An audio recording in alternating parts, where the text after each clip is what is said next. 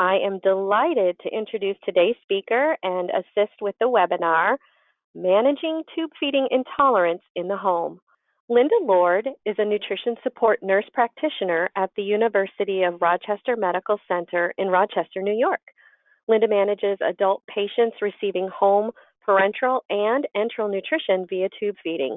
She performs nutrition support assessments, prescribes tube feeding regimens, places feeding tubes, and replaces gastrostomy and jejunostomy tubes.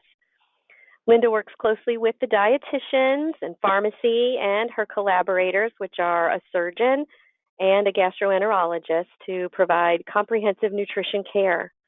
Linda is very active with ASPEN, the American Society for Parenteral and Enteral Nutrition. She was granted the ASPEN Nursing Discipline Research Award for her research in small bowel feeding tube placement in 1992 and received the ASPEN 2015 Distinguished Nutrition Support Nurse Service Award. Linda has over 30 publications related to parenteral and enteral nutrition support, and she's co-editor of the 2017 ASPEN Adult Nutrition Support Core Curriculum and co-author of the ASPEN Safe Practices for Enteral Nutrition Therapy. And so with that, I would like to turn it over to Linda Lord. Thank you, Yvette. This is Linda Lord, and hi, everybody. Thank you all for listening in on this presentation where I'm going to help you recognize the different forms of tube feeding intolerance, specifically in the home setting. And first of all, I want to say that intolerance to tube feedings can cause patient anxiety and discomfort, as we know, and also causes worry on the pair of caregivers. With tube feeding, patients can have gastrointestinal issues that cause much discomfort, and then they aren't able to achieve their nutrition and hydration goals. Psychological well-being is also affected because research has shown that patients who are malnourished and dehydrated, they develop feelings of apathy, depression, fatigue, loss of morale. And for our patients that have good physical function, malnutrition and dehydration negatively impacts their ability to care for themselves. As nurses and other healthcare providers, we would like our patients to be independent as possible and also feeling as good as possible. So let's see if we can make changes to help our patients achieve their nutrition and hydration goals, avoid gastrointestinal issues that can occur with tube feedings, or at least deal with them effectively when they do occur, and let's help them the best we can to achieve a good sense of well-being. So the objectives for this presentation are to formulate a plan to assess tolerance in patients receiving tube feedings in the home, determine some etiologies for several common tube feeding related intolerances, and also to identify evidence-based recommendations to improve tube feeding intolerance. I'm going to review long-term enteral access and the tube feeding delivery system because if these are not identified correctly, or if the tube feeding delivery system is not handled with clean techniques, tube feeding intolerances can occur. Tube feeding formulas, there are formulas that are both intact nutrient and also pre-digested types that can help with formula tolerance. The gastrointestinal assessment is needed to help better define the intolerances. I will discuss cause and treatment strategies for various tube feeding intolerances. It's also important to know your patient's nutrition and hydration goals, not just whether or not they're tolerating their tube feedings. And then lastly, I will finish this with a case study presentation. So a polling question. I'm curious, in the home setting, how often do your tube-fed patients encounter diarrhea? So if you could answer that for us, that would be great. We'll give you some time to think about that.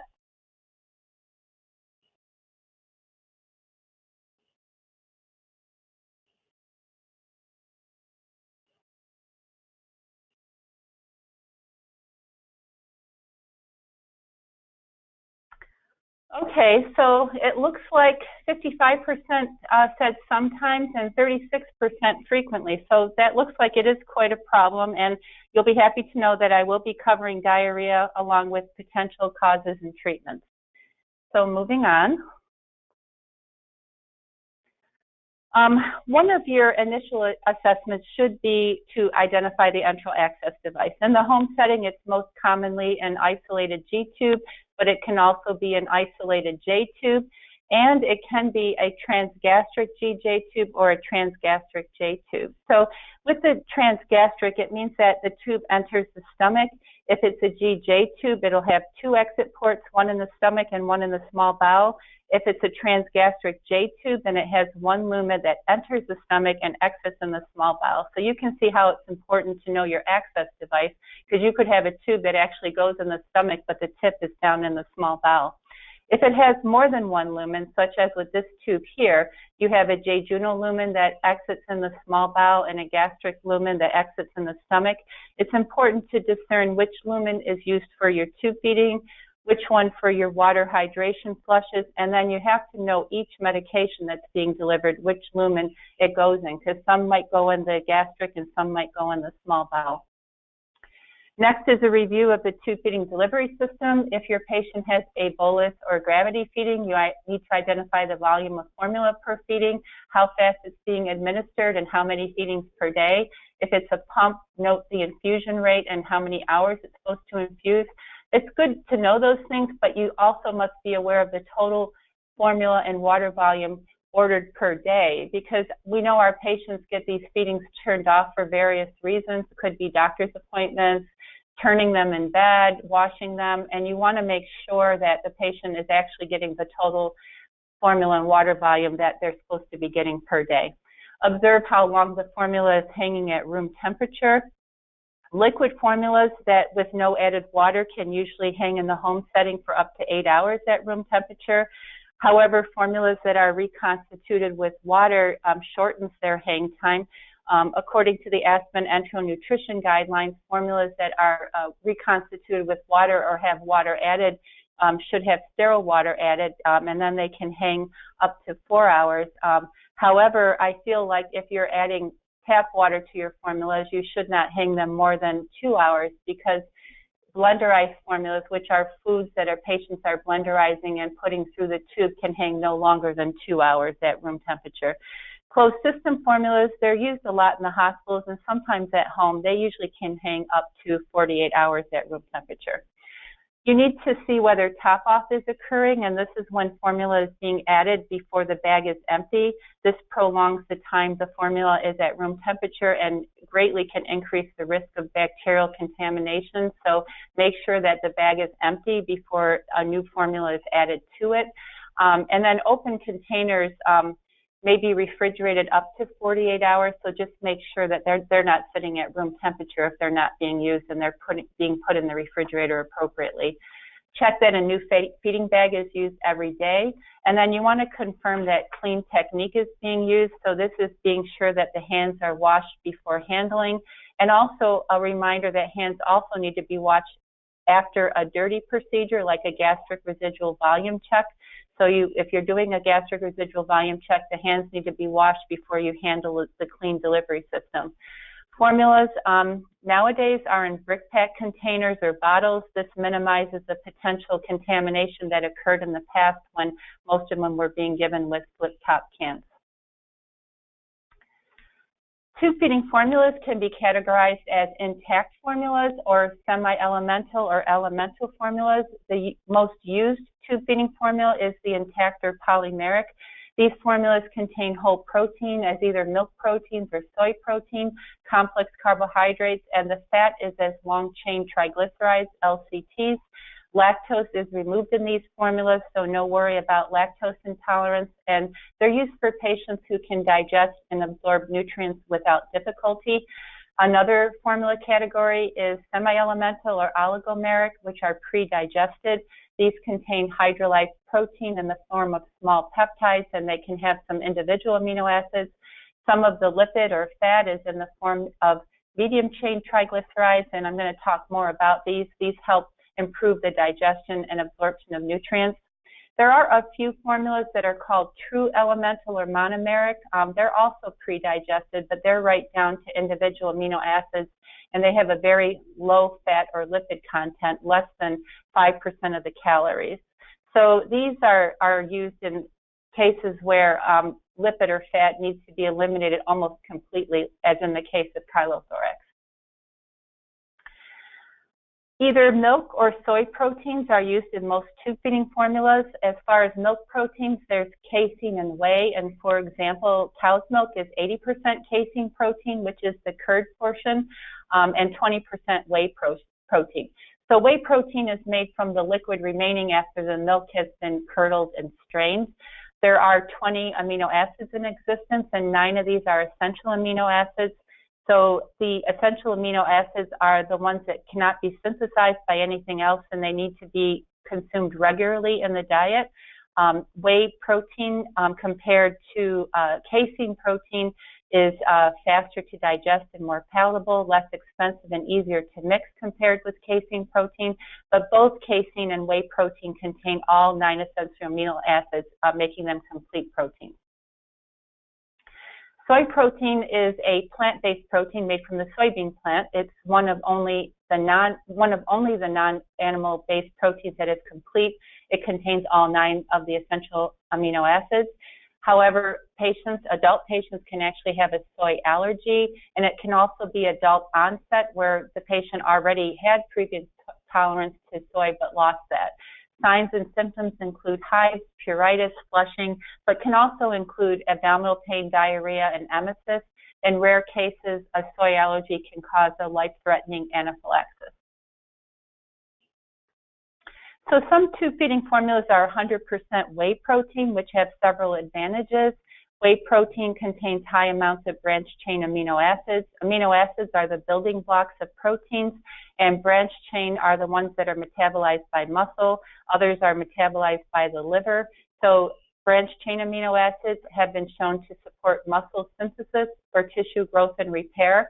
Whey protein is also a rich source of cysteine, which is also an amino acid. It's a precursor to glutathione and protects against oxidative stress and tissue damage. And compared to casein protein, research has shown that whey protein may help facilitate gastric emptying.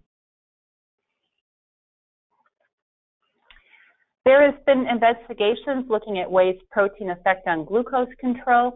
Whey protein increases insulin sensitivity and has a positive effect on glycemic response.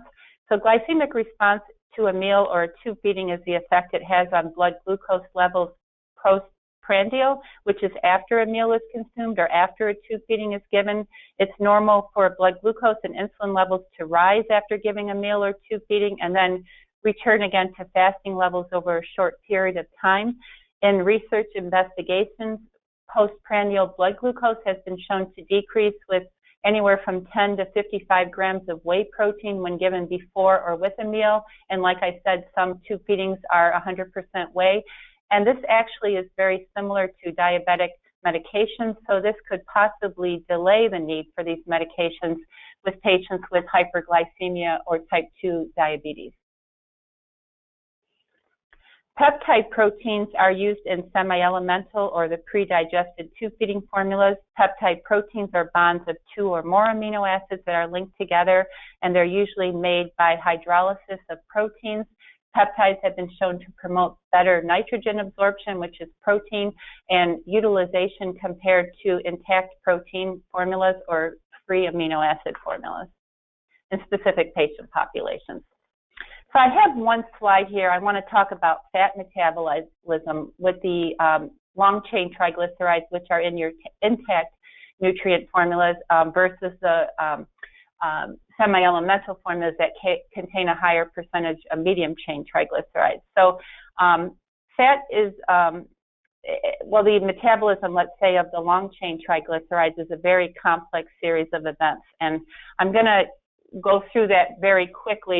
So you don't have to write this down, but I just want to go over the complexity of it. So the long-chain triglycerides here, they enter the small bowel, and bile acids that are secreted by the liver emulsify them to form micelles. Then intestinal lipase and esterase hydrolyze them to glycerol individual fatty acids, and then they're absorbed by the intestine, and they combine with phospholipids, and now they're forming immature chylomicrons. They are released into the lymphatic system, then they're released through the subthoracic duct to the left subclavian vein. They mature in the bloodstream, and then they're delivered to various organs and tissues, and then they're hydrolyzed back to glycerol and free fatty acids, and eventually the remnants are delivered back to the liver and degraded by the liver. So this is a very sophisticated system where the LCT needs to be broken down, absorbed, reassembled, and transported throughout the body. Whereas these medium chain triglycerides that they use in these semi-elemental or pre-digested tube feedings bypass that system. They do not require bile salts for emulsification, and they are directly absorbed in the intestine to the portal vein, directly to the liver to be processed. So many semi-elemental formulas use a higher percentage of these MCTs to improve absorption. The next couple of slides outline some of the clinical states where these semi-elemental formulas that utilize the whey hydrolyzed protein have shown positive clinical outcomes. In Crohn's disease, patients with moderate to severely active disease, whey hydrolyzed protein formulas are actually a viable alternative to corticosteroids to induce remission, improve lean body mass, and lean body mass is everything in your body minus body fat, and then increase the probability of maintaining remission. In acute pancreatitis, early use of small bowel whey hydrolyzed protein formulas are as effective in feeding a patient as parenteral nutrition, but less expensive, and shows a 50% decrease in C-reactive protein, which is an inflammatory marker, and fewer septic episodes and less mortality compared to parenteral nutrition. In cerebral palsy, whey hydrolyzed protein formulas show faster gastric emptying than casein-based formulas, so may be useful for those patients that have gastroparesis. And then with HIV with chronic diarrhea, whey hydrolyzed formula demonstrated a decrease in the number of stools, 1.1 stools per day versus a regular diet, which was 3.6 stools per day. And the whey hydrolyzed protein formula also showed lower fecal fat concentration, which means they absorb their fat more effectively. So in conclusion, this analysis of formulas said that patients that have difficulty digesting or absorbing intact formulas, or they're unable to attain their nutrition goals, you may be able to attain these goals with semi-elemental whey hydrolyzed protein formulas. So now I want to move on. Now that I have reviewed the difference between the intact and the semi-elemental tube feeding formulas, I'd like to talk about the GI assessment that it includes all the problems listed below. I'm going to review the symptoms, the potential causes, further testing that might help with diagnosis, and possible interventions. Reflux. This is when a patient feels like the stomach contents are coming up the throat or the appearance of tube feeding formula in the mouth. A great intervention for this is to sit the patient upright as much as possible. Gravity really helps, and many times it's a grade A recommendation. You want to keep the head elevated at least 30 degrees or more if possible during tube feedings and for 30 to 60 minutes afterwards. Another intervention is to slow the tube feeding formula delivery rate. If the patient has a GJ tube, you may want to consider the malposition of the jejunal tip of the tube back into the stomach. One thing that I don't have on this slide to consider is pro-motility agents like metoclopramide or low-dose erythromycin. And if these strategies don't work, you may want to consider converting from a gastric to a small bowel tube feeding. I want to talk a bit about gastric residual volumes. There's a lot of controversy that exists of when to check gastric residual volumes and what to do with the results. If a patient is awake and alert and they can tell you if they feel full, if they feel nauseous, any abdominal discomfort or pain, gastric residual volumes are not necessary to obtain. Your home patients with gastrostomy tubes, and I want to let you know that gastric residual volumes are more difficult to obtain due to the positioning of the tube in the anterior gastric wall. You can see here that it's going to take a lot of formula retention before it actually makes it to the G tube. And a lot of the research that was done with gastric residual volumes, almost all of it was done with feeding tubes where the tube tip was hopefully down in the antrum of the stomach. Only one study was done with a gastrostomy tube, and the recommendation is to either hold the formula or check for further signs and symptoms of gastrointestinal intolerance of tube feeding if your residual was 100 cc's or more.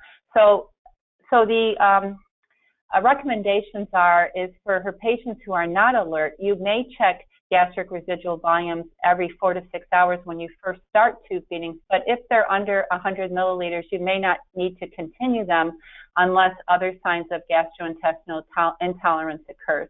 Again, sitting the patient upright as much as possible or with the head of bed at least 30 degrees is important to minimize reflux and aspiration risk. Nausea and vomiting. Nausea and or vomiting occurs in 12 to 26% of tube-fed patients and increases, of course, the risk for aspiration and pneumonia. Common causes are gastroparesis, and I'm going to talk a little bit more about that. Bowel obstruction, rapid formula infusion. You also want to consider formula contamination. You also want to consider the patient aversion to the formula. They could have problems with the smell of the formula, the appearance, or the taste. And when I say taste, the formula can reflux up into the mouth, so patients can taste them sometimes. The fat content, if that's high, can cause nausea and vomiting, and cold temperatures can cause it. And also if you suspect that the patient has a soy allergy. So I want to talk a little bit about gastroparesis. The gastroparesis can be due to an underlying condition like diabetes, hypothyroidism, dysmotility disorders, renal failure, sepsis. If the patient has had a vagotomy, some medications can cause gastroparesis like anesthetics, anticholinergics, and opioids, low blood pressure, high blood sugar, and low potassium levels. So there's a lot of causes for gastroparesis.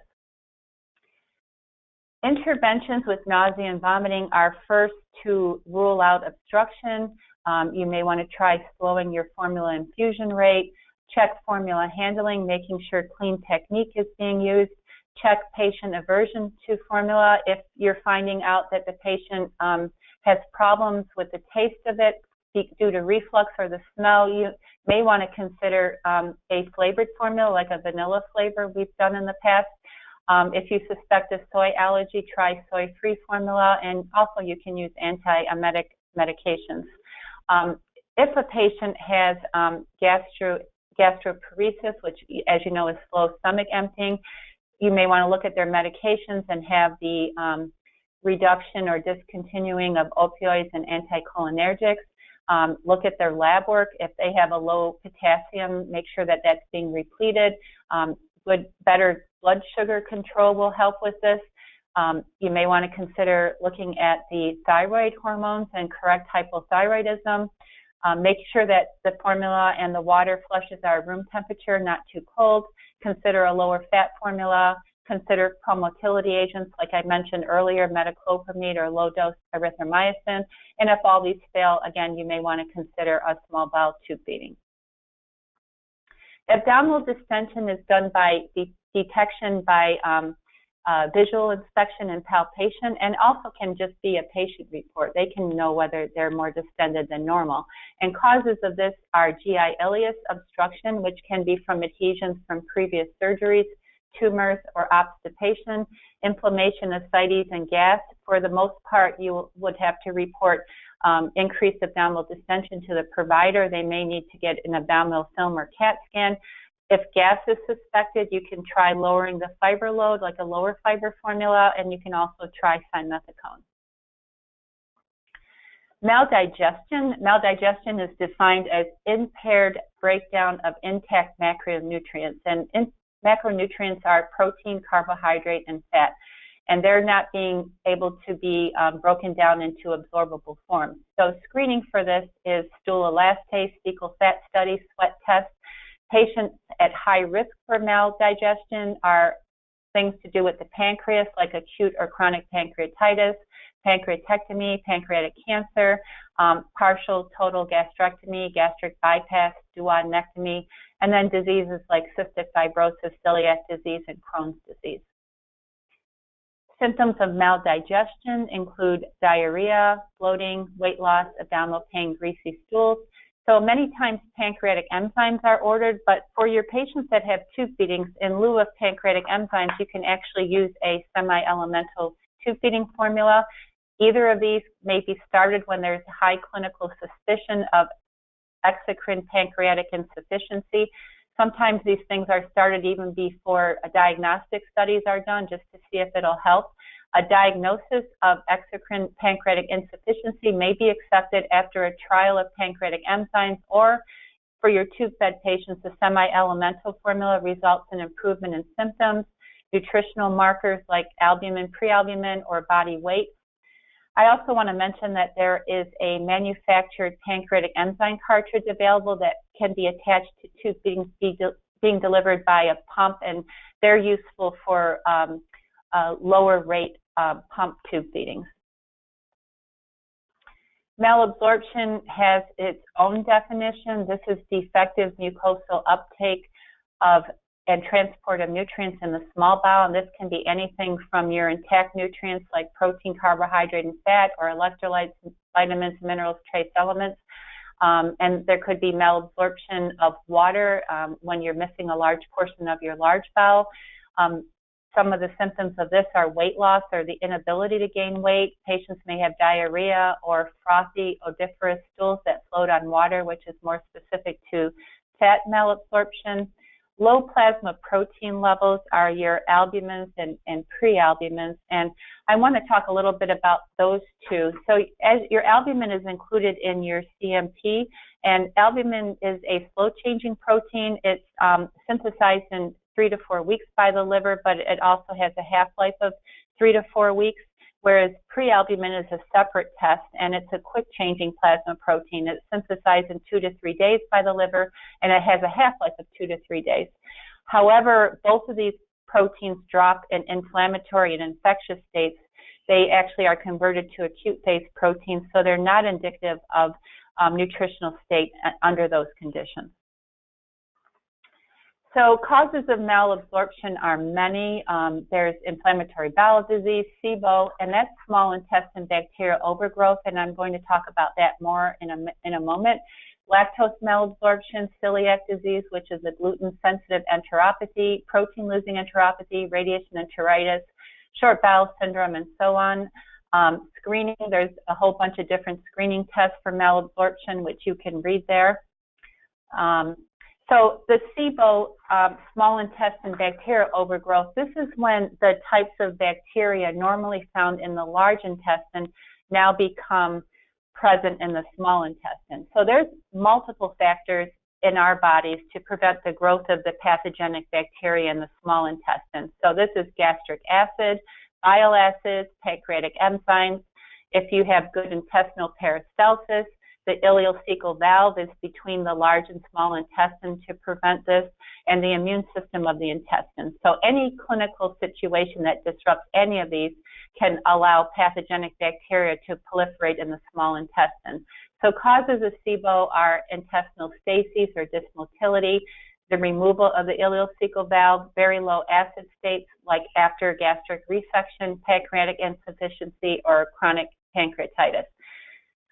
SIBO can lead to severe enteritis, and symptoms of this are abdominal pain, diarrhea, bloating, flatulence, fever, and sepsis. It interferes with protein and fat absorption, so patients tend to start losing weight. The screening for this is the hydrogen breath test, and this is where there's an early rise in hydrogen gas production, which correlates with an increased quantity of bacteria in the small intestine. So malabsorption depends on the cause and how to treat it. With short bowel syndrome, you may want to slow the formula infusion. If the colon is present, you can use a lower fat, high carbohydrate, fiber containing formula. This is because fat is not absorbed effectively in the small intestine and then causes steatorrhea. If a patient has a jejunostomy, you do not need to lower the fat in the tube feeding formula. If a patient has a partial ileum resection of less than 100 centimeters, you can try a bile acid sequestrant. This helps bind to bile acids, which can cause a irritation and a bile acid diarrhea. Other useful medications are antidiarrheals, of course, proton pump inhibitors, and then a few years ago, GLP-2 growth hormone was FDA approved for short bowel syndrome patients who were on TPN or IV fluids, and this helps the villi in the small bowel to elongate and the crypts to become deeper so that there's better absorption in the remaining bowel that's left. And that's a daily sub-Q injection that patients have to take actually the rest of their life. With SIBO, you can treat that with a rotation of poorly absorbable antibiotics. These antibiotics are the ones that act directly on pathogenic bacteria in the small intestine so that the good gut flora can repopulate there. No worries about lactose intolerance or celiac disease patients with tube feedings because they're typically lactose-free and gluten-free. With IBD and age, you want to treat the underlying condition, and you can also try a semi-elemental formula. And with radiation enteritis, you can try slowing the formula infusion and also try semi-elemental formula. With early satiety, which is fullness, causes for this can be gastroparesis, intestinal dysmotility, high fat intake, and high fiber intake. Screening for gastroparesis is a gastric emptying study, and for intestinal dysmotility, you want to do an intestinal transit time. In these cases, you may try slowing the formula infusion. You can try pro-motility agents. If gastroparesis, try a lower fat, lower fiber formula, and if there's intestinal dysmotility, you can try a semi-elemental formula. Bloating and cramping. Causes for this tend to be if there's a high fiber load in the tube feeding, if the formula infusion is going too fast or too much formula per feeding, a cold formula, a soy intolerance or allergy, and SIBO. Try decreasing the fiber load. Different formulas have different amounts of fiber, even though they're called fiber formulas. Many times we switch from a fiber load that's a little bit less. Slowing the formula infusion or the amount of formula given per feeding. You can give simethicone, give the formula at room temperature. You can try a non-soy based formula, and then you want to evaluate for SIBO in patients that are susceptible to that.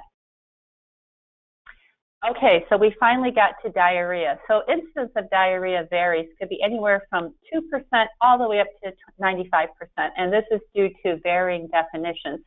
So a common clinical definition is 2 to 3 liquid stools per day or a volume of over 250 milliliters per day. Diarrhea can be malabsorptive, exudative, secretory, osmotic, or motility related. So medications are a big cause of diarrhea.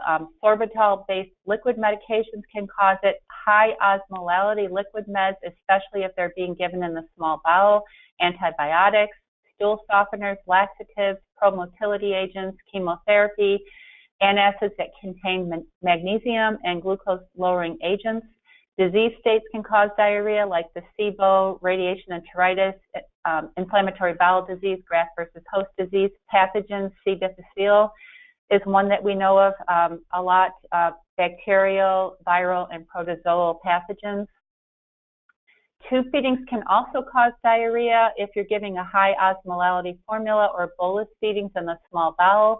If it has very little or no fiber in it, formula components, if it's high fat or a soy formula for some patients, and if the formula is contaminated. Fecal impaction or tumor can actually cause diarrhea because liquid stool may leak around the impacted mass of feces or the obstructing tumor. Zinc deficiency. So diarrhea is both a sign and cause of zinc deficiency. And what I mean by this is zinc is lost with diarrhea, and then if a patient becomes zinc deficient, it can cause diarrhea. So it can be a vicious cycle until the zinc is repleted. So with diarrhea, you want, when you assess for medications known to cause diarrhea, a big clue is that the diarrhea began soon after a new medication had started. As far as infectious causes, a clue for C. diff is that diarrhea can occur between 4 days and 8 weeks after antibiotic treatment ends. Formula delivery, you want to monitor for clean technique. The formula itself, you want to check that it's got some fiber in it. You want to check soy content if you're worried about soy allergy, the fat content. And then osmolality, if it's a small bowel feeding, you want to get the formula as close to body fluid as possible, which is 300 milliosmoles. Be sure pump is being used for small bowel tube feedings. And then you want to check if there's any inflammatory, maldigestive, or malabsorptive causes, which I talked about earlier. So I have a couple slides about considerations for diarrhea. You want to change sorbitol-based liquid medications to pill form that can be crushed and diluted. And you want to dilute high osmolality medications further with water, especially if it's a small bowel feeding. As far as the formula, you want to check the fiber content. Usually 10 to 20 grams of fiber a day is pretty good. Slow the formula rate, lower the osmolality of the tube feeding if it's a small bowel feed. Try a soy-free formula if a soy allergy is suspected, and lower the fat content. If you rule out an infectious etiology, you may begin an antidiarrheal, and then try a semi-elemental formula for diarrhea that persists despite all other changes. A second slide, you want to treat underlying infectious or inflammatory conditions. Replete the zinc if the zinc level is low. Try probiotics. It must be those tested in randomized controlled trials for efficacy and safety. And I want to make mention about probiotics. There is a definition for probiotics. The World Health Organization and the Food and Agriculture Organization of the United Nations defines probiotics as live, non-pathogenic organisms, either bacteria or yeast, which when administered in adequate amounts confer a health benefit on the host. So not all live cultures and foods are considered probiotics. Probiotics has to survive the acidic environment of the stomach, then the upper small intestine, then it has to reach the distal small intestine to either function or adhere to the intestinal tissue and have a beneficial impact on the gut microbiota. Plus, it has to be safe for human consumption. So you have to look at the genus, the species, and the strain name of a probiotic and research the beneficial effects that that specific organism has on for that specific disease state that you're looking at. And as you know, a lot of research is being done in these areas. And then the last consideration is to check for perianal skin breakdown and do treatments for that. So constipation is infrequent bowel movements, usually less than 3 per week. And when a patient does pass a stool, it's a difficult process. Symptoms include hard stools, a feeling of incomplete evacuation, abdominal discomfort, bloating, distension, excessive straining, a sense of anal rectal blockage during defecation, and the need for manual maneuvers during defecation. And it can be very painful and distressing for a patient. However, successful defecation often relieves the abdominal discomfort and bloating. With constipation, when you want to assess for it, you want to ask the patient frequency of bowel movements, hardness of bowel movements, if there's any straining involved, and unsatisfied defecation. I'm going to talk to you in a moment about calculating fluid needs. You want to make sure your patients are getting enough fluid, and you want to look at the fiber intake of your tube feeding formula. You want to increase the fluids to meet their needs and gradually increase fiber intake if needed. Encourage increased activity level if able, and then include medication in the bowel regimen if needed, like stool softeners, laxatives, suppositories, enemas. You always want to begin with inexpensive osmotic agents such as milk of magnesia or polyethylene glycol. Obstipation is a very severe or complete constipation where a patient cannot pass gas or stool. They may have severe abdominal distension, abdominal pain, and they may start throwing up. Patient needs to notify doctor and likely will need to go to the emergency room. So I have one slide on glucose intolerance. So this is not a GI intolerance, but it is another intolerance. For patients with type 2 diabetes or for patients with high blood sugars and are at risk for developing type 2 diabetes, research has shown that a whey protein-based meal or tube feeding along with medium chain triglycerides and lower carbohydrate content may obviate the need for diabetic agents as shown in the clinical trial that I listed, or clinical trials that I listed below. That was a summary of trials. So they did state that further research is needed to see the effect of different doses of whey protein, the timing of delivery, because some of the studies were preloading before a meal or with meals. Of course, there's whey tube feeding formulas too, and whether the effects will last long term. However, they did mention that whey is a low-cost, low-risk option in an attempt to lower postprandial blood glucose in those patients that could benefit from it. So the Aspen Safe Practices for Enteronutrition Therapy Guidelines recommend that you review the tube feeding orders and check that it's the right patient, the right tube feeding formula, the right route. Identify this by the feeding tube tip position and by the enteral access device, that the right administration method and rate, bolus, intermittent, continuous, the volume and rate of tube feeding administration. Include any methods. If your patient is not at goal, include the methods to advance to goal, and then guidelines for volume-based feeding. So you want to make sure that your patients, like I said earlier, getting the full volume of feeding that is ordered. There's also recommendations for fluid intake. You want to document the instructions for water flushes, including the solution to be used, whether it's tap water, distilled water, or sterile water, the volume to be given, the frequency and timing, as well as the total volume to be administered in a 24-hour period. For weights, you want to determine the frequency of weights to be obtained and what is the patient's goal weight. Also, it's important to include documentation of edema because, as you know, that can affect the weight.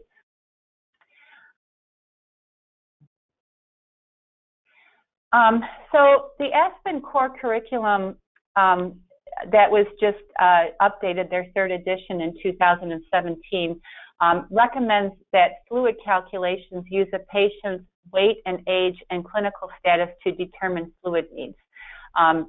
So taking the average of these two equations that I have shown you here is one way to more precisely determine fluid requirements. So once you know your patient's age, you just plug in their kilometers in each of these equations, and then you take the average of the two, which is one way to more accurately determine fluid needs.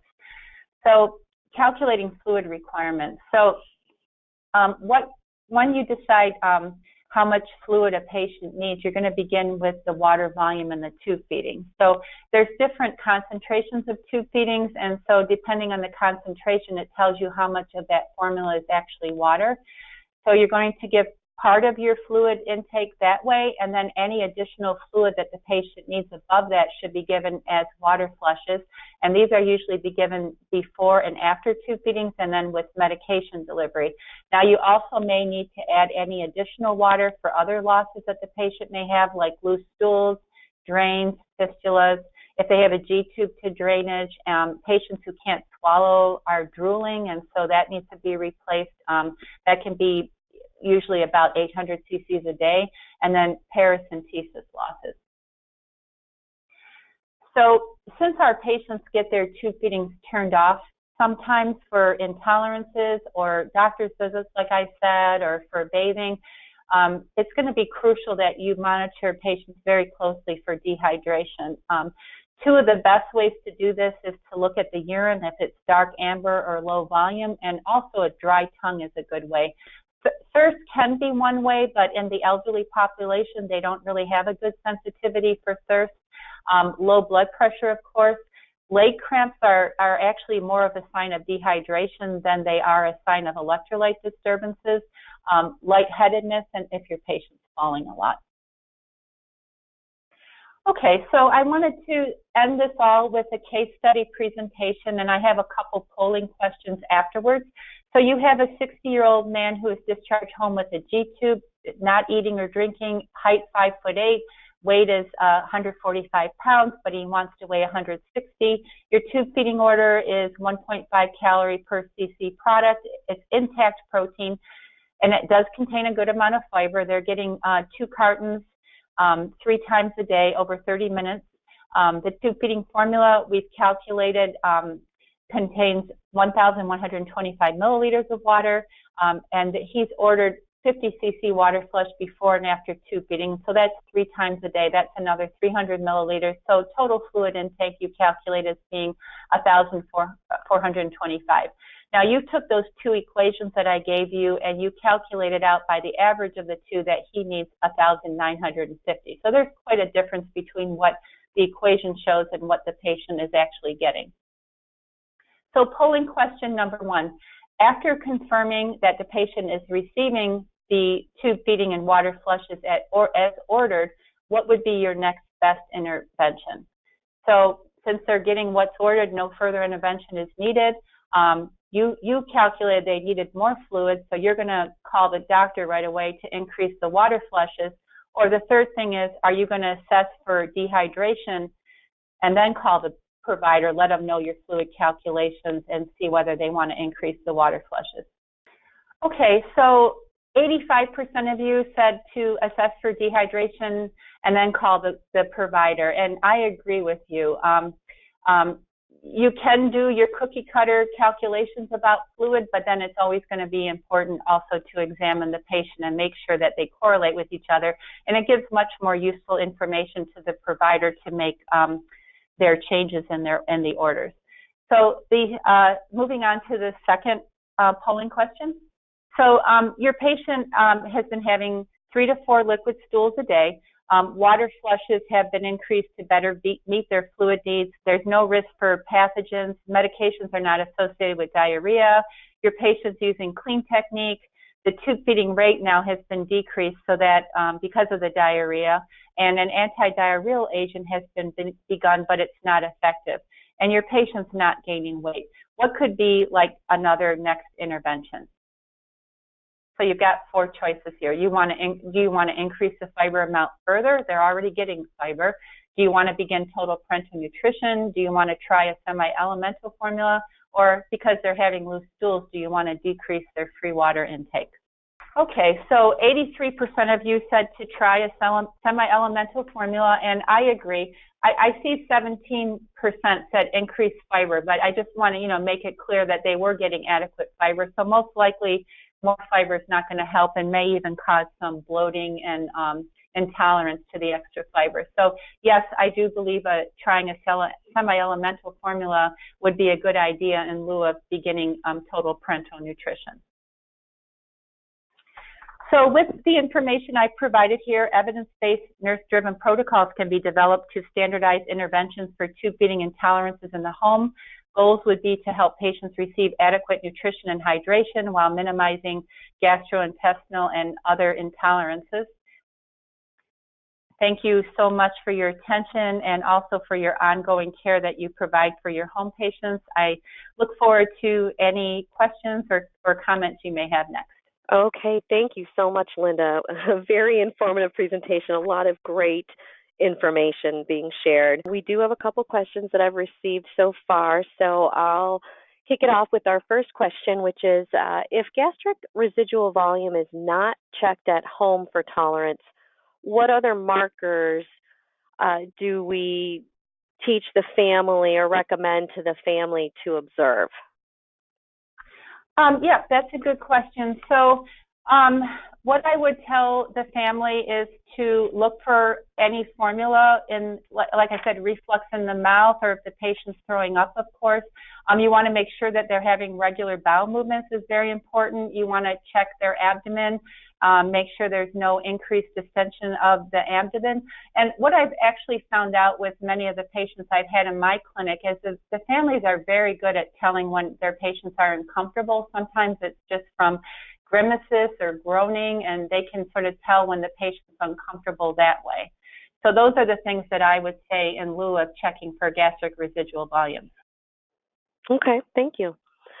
Another question that we have, so I'll read this question to you. So justification for use of semi-elemental or peptide-based diets must be made prior to using these formulas in the home setting. So I'm assuming like insurance must be behind that. What markers of intolerance do families need to note in order for the healthcare worker to justify a change in the formula? Oh, right. Okay, so we've had to do letters of medical necessity to insurances, sometimes to change from intact nutrient formulas over to semi-elemental. And so some of the parameters are, is the formula intolerance that's existing right then, like the patient is having diarrhea or they're throwing up or they have documented exocrine pancreatic insufficiencies. The inability to gain weight is another good one. And then one very good thing that I put in these letters is that we're going to try the semi-elemental formula instead of starting total parental nutrition, because the insurances know that total parental nutrition is very costly, usually a couple thousand a week. So they're willing to let us try other things so that we don't have to go that route. Okay, great. Okay. Our next question, how much drainage from a J-tube site is a concern or an issue in your experience?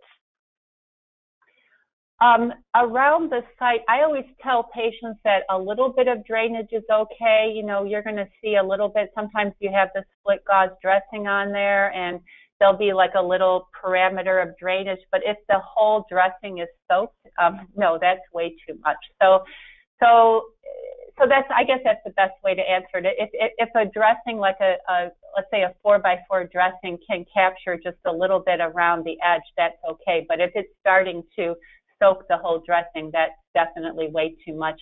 And also, too much drainage is drainage that actually affects the skin, because that's one of the main problems with drainage is that, and you talked about a J-tube. So G-tubes, I know you have acidic drainage, and that can cause a lot of redness and excoriation. J-tube drainage can also cause some redness. So if it's affecting the skin, that's probably going to be too much drainage also. Okay. Good to know. All right. Another question that we have is, what is the best administration route when it comes to delivering food-based formulas? Are you talking about blenderized foods? Yes. Okay. So yeah, I mean definitely through a gastrostomy tube. I know those formulas tend to be thicker, and I'm not sure if you're talking about the family actually blenderizing foods, or I know now different companies are making blenderized foods, and I've had some hands-on experience with those. They're very thick, and there's very specific guidelines as to the French size of the tubes that it can go through. It would be very hard for me to believe that those are going to be able to make it through a jejunal tube, because those are very long with very small diameters. So yeah, so you'll need to check with the manufacturer about what their guidelines are. Yeah. Okay. Okay. Another question we just received is, how often should enteral feeding tubes be changed from a long-term perspective in the home care setting? Okay, so I'm assuming you're talking about G-tubes and J-tubes. So G-tubes, when they're the balloon G-tube, the manufacturer recommends usually that they're changed about every 3 months. This is because the balloon could either shrink down or it could spring a leak. If it's a non-balloon G-tube, the manufacturers, I think, still talk maybe 6 months to a year. I mean, I do hear some providers saying to leave these things in until you have a problem, but my recommendation for a non-balloon G-tube is to change it at least within a year. After a while, the tube material becomes very wrinkled. You can get yeast infestations in them. The internal disc can break off and go down and cause an obstruction in the GI tract in 1% of patients. So you really should follow manufacturer guidelines. And unfortunately, a lot of providers around the country are still telling patients to keep them in as long as they're working okay, and then they end up going to emergency room to have them replaced when they have a problem. Okay, that's good information. Thank you. Well, I see that we are nearing the hour, and I want to be respectful of everybody's time. So I think we will conclude with the Q&A session now. And thank you again, Linda, for a fabulous presentation, a very thorough presentation, a lot of great information. And I also want to thank our audience for joining us today. We definitely appreciate your participation. On behalf of the Nestle Nutrition Institute, we hope that you have found this information useful to your practice, and please enjoy the rest of your day. Thank you so much.